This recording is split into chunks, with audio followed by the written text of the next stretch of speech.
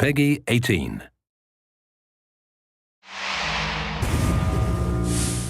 Hi everyone, my name's Alex Hutchinson, Creative Director on Far Cry 4. I'm Mark Thompson, I'm the Narrative Director on Far Cry 4. Nice to meet you. Nice to meet you as well, and welcome to Kyrat, our new fictional location. So in Far Cry 4, you step into the shoes of AJ Gale, who is returning to the country of his birth, initially just to scatter his mother's ashes before he gets caught up in what's essentially a civil war. Kyrat is a fictional place based somewhere in the Himalayas, inspired by places like Nepal and Bhutan, and a bunch of countries from that part of the world. So looking out there, one of the core things of any open world game, that sort of excitement and mystique and hope of an open world is, what is all that smoke coming from?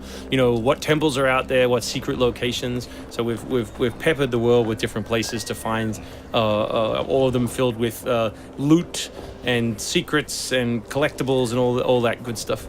And of course, the open world of Far Cry is densely populated with a variety of different animals, beasts. And also that's some kind of yak. I don't even know what that animal was. Yak, I believe. Is it a yak? With next-gen fur. Next-gen fur, that's true. Individually modeled hairs. So you see here with the eagle, you won't see it in this demo, but you can be attacked from above for the first time in a Far Cry game. So we've tried really to play with verticality, to have threats above and below you.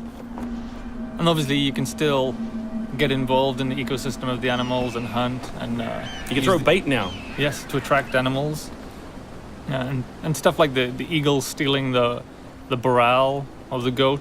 Like, it isn't scripted, that's just what happens at the intersection of those two different AI systems talking to each other. The goal being that every player tells themselves a different story, that they get different surprises, that they have a different story to tell their buddies when they come to work the next day or go back to school or whatever. So there are a bunch of new tools in Far Cry 4, one of which you'll see here is the grapple. We wanted to make something that allowed you to clamber over those annoying cliffs you sometimes came across in Far Cry 3, and something that would also lean into the much more vertical, much more mountainous regions we were building in this game. And that was a pretty simple example, but the level designers get pretty crafty with the setup.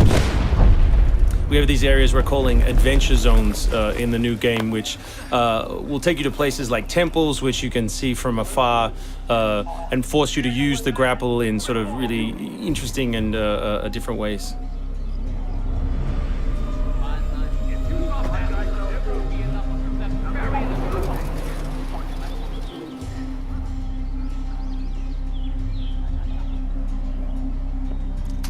The auto crossbow is a new stealth weapon that we've introduced for Far Cry 4. It adds a little more versatility than the bow did in Far Cry 3. Obviously it sacrifices the long range for rapid fire, but it's still a super useful stealth weapon.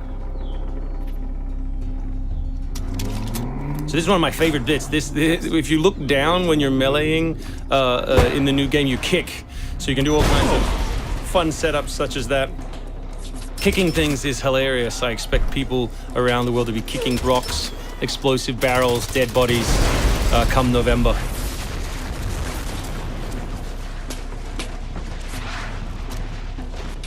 Our goal really was just to provide as many tools as possible, whether vehicles or animals or weapons or, goofy stuff, and let people fit them together any way they want. Yeah, and we've snuck a few features in that fans of Far Cry 3 I think are going to be surprised by. Drive and shoot. Yes. So drive and shoot, obviously it's a bit frustrating to be chasing someone forever and have to sort of drive in front of them, pull over and wait for them to get out. So now in the vehicles you can drive and shoot with any one-handed weapon. And you can also do driving takedowns from any vehicle, which I really like. So this idea of leaping from your vehicle into another vehicle, do horrible things to them, boot them out the side, and then continue on your merry way. You can now deliver death without even leaving your seat.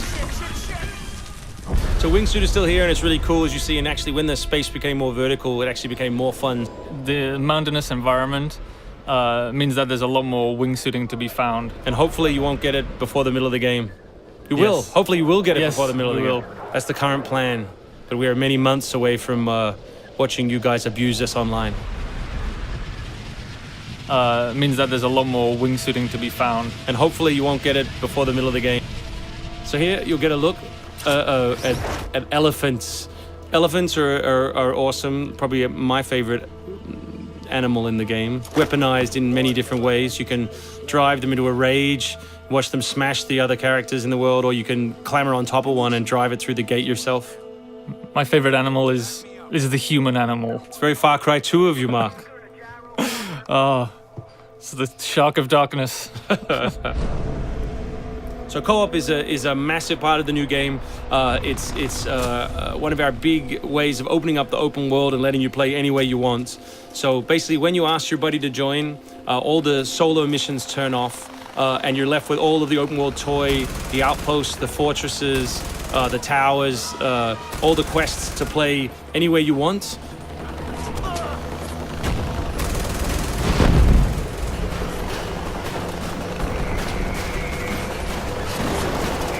All right, let's do this. What do you think of the Buzzer, Mark, which is a small one-man helicopter? It's very red. No, but it's cool because it gives like this almost like developer perspective on the world.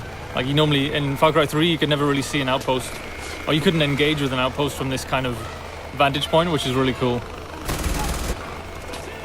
So the outposts from Far Cry 3 were like the template for the fortresses. They're kind of like bigger, better, more badass version of the outpost to More badass. to paraphrase Cliffy B. Badassitude. So imagine charging that vehicle, atop the elephant as opposed to just watching it happen. We spent a lot of money on that feature. Yeah, a lot of money. Perhaps we could have put that in a video. Very expensive. So thanks everyone for watching. We really appreciate your time, and we look forward to showing you a whole lot more gameplay in the coming months. The game ships, of course, November 18th worldwide on PS3, PS4, Xbox 360, Xbox One, and PC.